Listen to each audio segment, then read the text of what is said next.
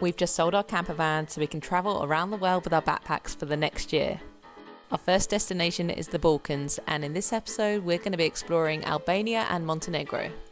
Our goal is to hike and explore the wildest places we can find, and the scenery in these countries blew our minds. We started the trip with a flight for £18 from Gatwick to Montenegro. This country is home to just 600,000 people, so as soon as we left the airport and walked a kilometre, we were at this rural-looking train station. A taxi driver pulled over though and offered us a ride for €2.50 per person to the bus station. And eventually we were on our way on a very scenic journey to the town of Kotor, where our homestay hosts offered us some free brandy when we arrived, and it tasted like petrol. You're meaty though.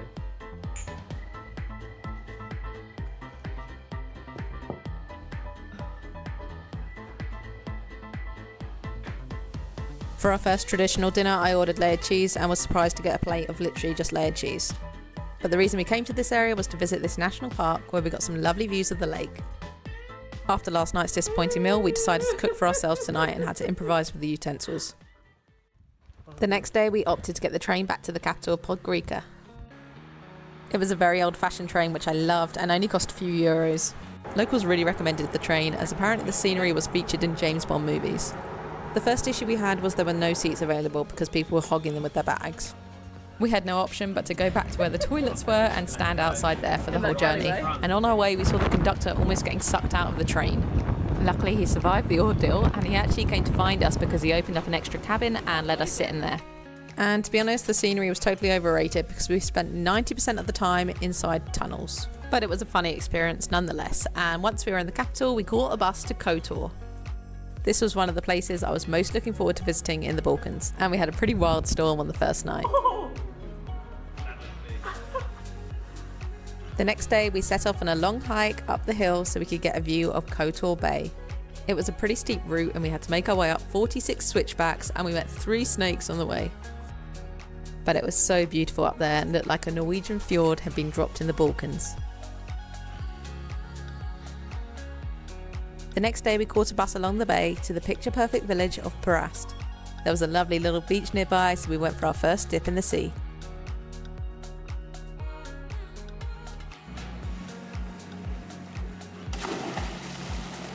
We were enjoying Kotor and the sights around it so much that we decided to extend our stay.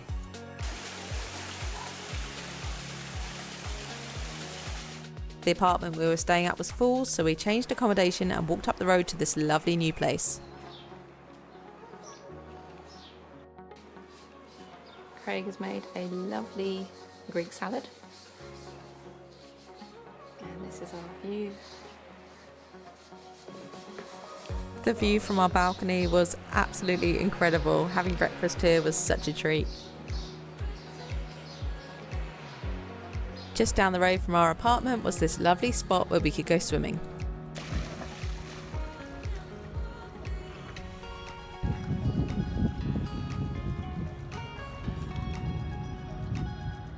As soon as I jumped, I was like, tissue in pocket.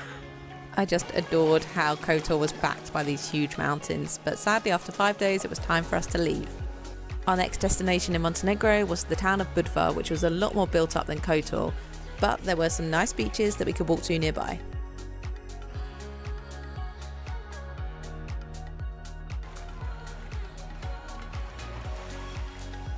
We did a day trip to Sveti Stefan, which is Montenegro's most photographed site.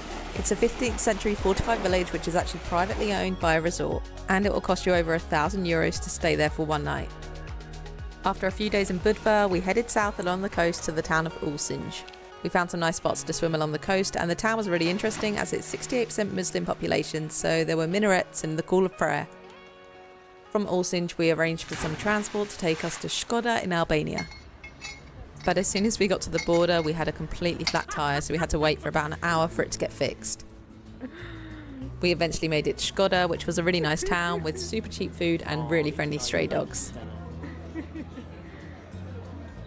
But now it's time to head back into nature and explore the accursed mountains in northern Albania. For €20 we were picked up by a minivan from Shkodër, which took us on a 2-hour drive to the ferry port. This 3-hour ferry along Komen Lake was going to be a highlight of the trip, and it was absolutely jaw-dropping scenery. The lake is actually man-made from a dam that was built, so we're basically floating through this dramatic valley with the bluest water. After that stunning journey, we were picked up by another van on the other side that took us to our homestay. This is our cute little room that we were staying in. It was with a really sweet family that didn't speak a word of English. The shared bathroom had a squatter toilet, but it was nice and clean, and we had this incredible view outside our window.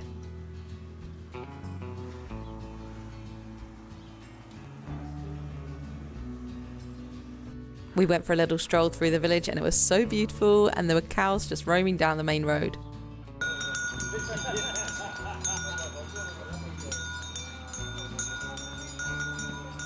We discovered a small coffee shop that sold macchiatos for 75 cents. We were in heaven. And then we headed back to our homestay where our host cooked us dinner for €6 each. Our host owned a few cows, so all of the milk, yogurt and cheese that was served to us was made fresh from these cows. Although I must admit the yogurt and the milk were a little too fresh for me. So this little village we're in is called Valbona, and the reason we're here is to hike up the pass which will take us to the next village of Theth. We didn't want to rush through the area, so we made sure we did a day hike in Valbona.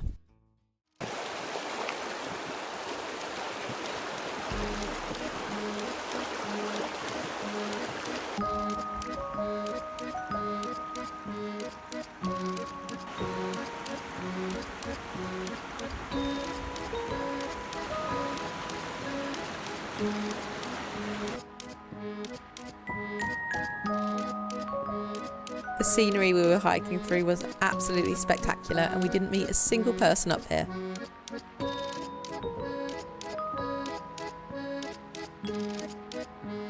We gained quite a bit of elevation, and towards the end we were walking on snow, which was a bit of a challenge in our sandals.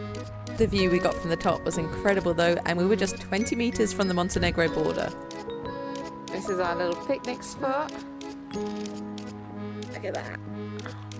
Beautiful mountains in Montenegro while we're sat in Albania. After a long day of hiking, it was lovely to get back to our homestay and have a big meal cooked for us. This is our lovely little dinner made by our host. Look at this view. How's it, Craig? And then we watched our host do her nightly ritual of trying to shoo the cows out of her garden. Oh, you got a big plant. Today is the big day where we're going to make our way up Valbona Pass. So we woke up nice and early and our host made us some fried eggs, but they tasted like they were made the day before as they were ice cold. Luckily we managed to hitch a ride with a local to the start of the trail. We were a little concerned about this hike as we were warned there would be too much snow and we had to take a different route to the summer one. We had planned on actually getting a guide, which is what everyone recommended, but we met two girls at a homestay that said they did it the day before and they showed us on a map how to get there. We were also very lucky as there was a guided group ahead of us, so we managed to follow them up the mountain. And I'm glad we did, as the route was pretty hard to find. We spent about an hour up at the pass, relaxing and enjoying the views.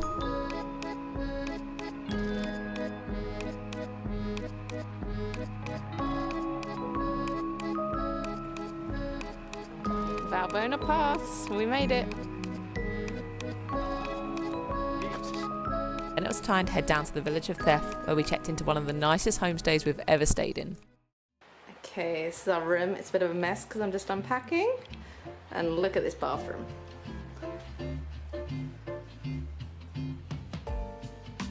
What? It's so nice. Our host gave us some nice strong coffee when we arrived, and the view from these tables outside was incredible. And this is also where we were served breakfast, and the host made so many delicious things from scratch, like fruit jams, dough balls, we had fresh honey, and she also milked her cows, so we had fresh butter and cheese as well. I absolutely love this style of rural life where all the families have a few animals.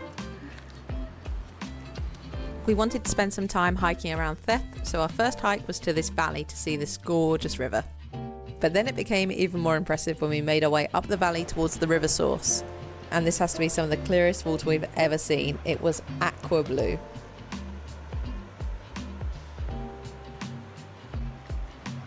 It was also some of the coldest water we've ever swum in, and we've done a lot of swimming in Norway, but this stuff was like melted ice. I thought Craig was being a drama queen, but I tried it for myself and it was frigid. It's deadly. Oh my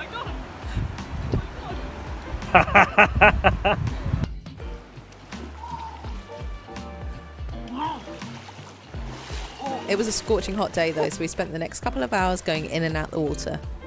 And when we began the walk back, we were so hot we had to keep dipping our hats into the ice cold river. A detour led us to this incredible waterfall which had this lovely rainbow through it.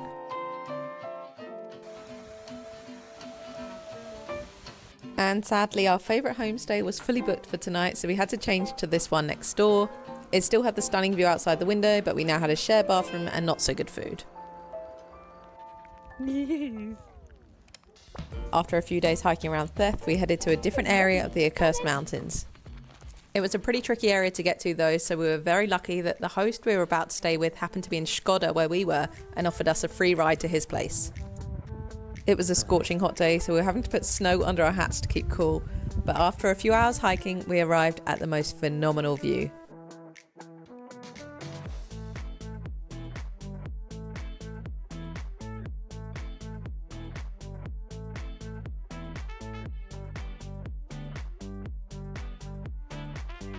We're on the border with Albania and Montenegro, and I have to say these are some of the most impressive mountains I've ever seen. Now it's time for us to say goodbye to Albania and make our way back to Montenegro, where we headed to the coastal town of Herceg-Novi.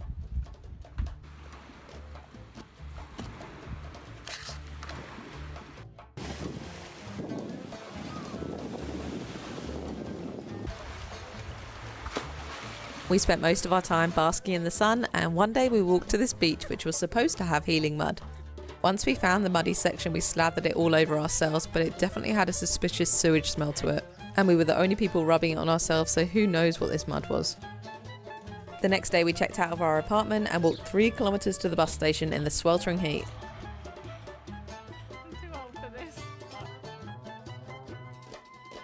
And once we were on the bus, it ended up going right past our apartment, so we didn't have to do the walk after all. So we laughed a lot about that. But anyway, now it's time for us to go to Bosnia.